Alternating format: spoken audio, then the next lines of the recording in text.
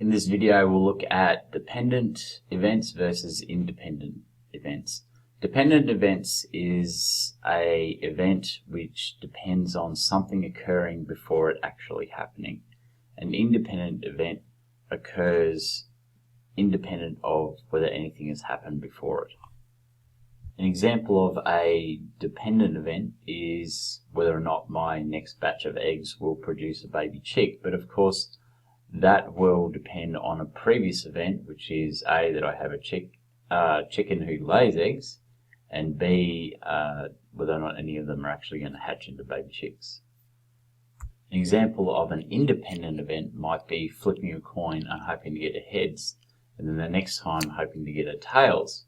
Because landing on a heads or landing on a tails is not dependent on the flips of the time before, it is an independent event whether or not you can produce the exact thing that you want to produce. Just press pause here and have a read of these problems on the screen and have a go at answering whether you think they are dependent or independent clauses. Press unpause when you're ready to hear the answers. Dad putting a pizza in the oven and it cooking, that is a dependent event, of course, because one depends on the other. I rolled a 5 and I rolled a 3. They are independent events because rolling a 5 does not affect the rolling of the dice next time you roll it.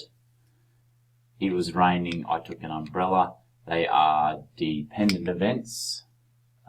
The rain is, of course, dependent on certain things building up to rain occurring in the sky, and taking an umbrella is dependent on the weather on the day.